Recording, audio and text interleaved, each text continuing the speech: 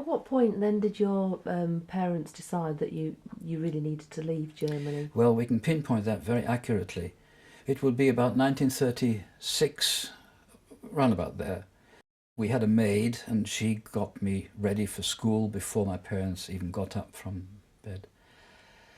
And it was about 7:45 in the morning when the bell went. Now, I knew, and the maid knew, that this wasn't a patient, because patients wouldn't be booked in for 7:45.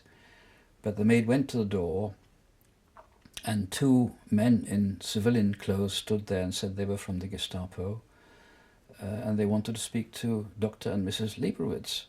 And she said, well, they're not up yet. And they said, we don't care, and pushed their way in and up this long corridor and into my parents' bedroom.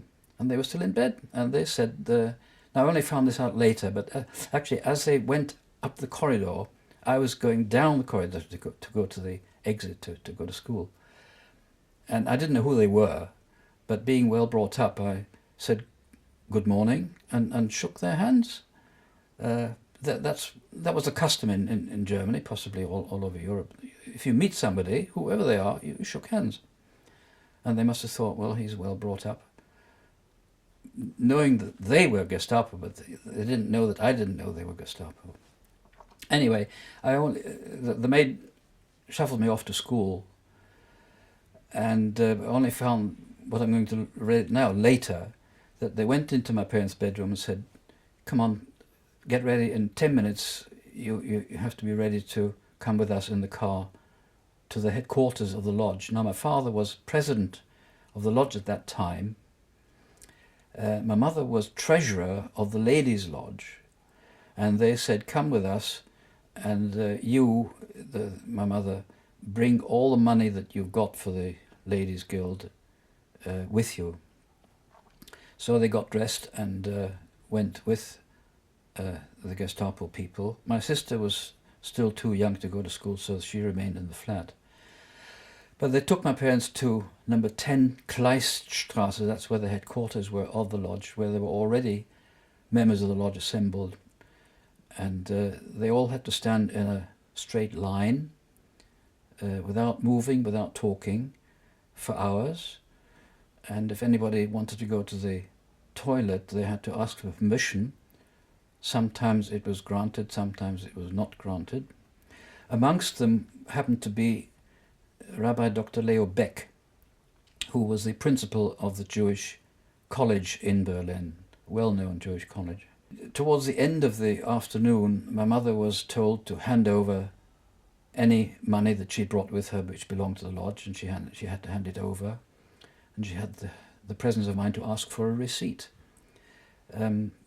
Eventually they were all released, all the people who were there were released and told to go home, this time by public transport, not in a police car. After the war, there was a lodge founded in London called the Leo Beck Lodge, and my mother, having got some restitution from Germany, which she claimed on the strength of this receipt, handed over this money, which amounted to about £30, the equivalent of £30, to this lodge with the accompanying story. But that was the point at which my parents said, right, the time has come to make preparations to leave. My father came to England 5 times, my mother came to England 3 times in order to try and get permission to come here, get a visa, an entry visa. It was still relatively easy to get an exit visa from Germany, so that was no problem. But they had to get an entry visa for England, and on top of that my father had to get permission from the dental board to work as a dentist. I can tell you a little story about that. Eventually he did get permission from the dental board to work as a dentist, and my father said, well, where can I work? And the clerk said, anywhere except London and Manchester, because there were already too many refugee dentists in those towns. So my father said, where can I work? And the clerk metaphorically stuck a pin into the map of England, and as Bradford was fairly central, it landed on Bradford.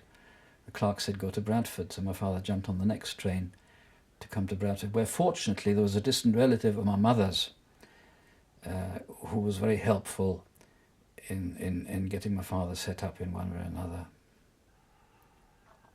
And how quickly did you and your sister and your mother follow him? Well, this episode of the arrest by the Gestapo of my parents happened about 1936, and we came eventually in November 1937, just after Guy Fawkes. Today is the 10th of November. It was the 10th of November in 1937 that we came. So it's just that number of years ago.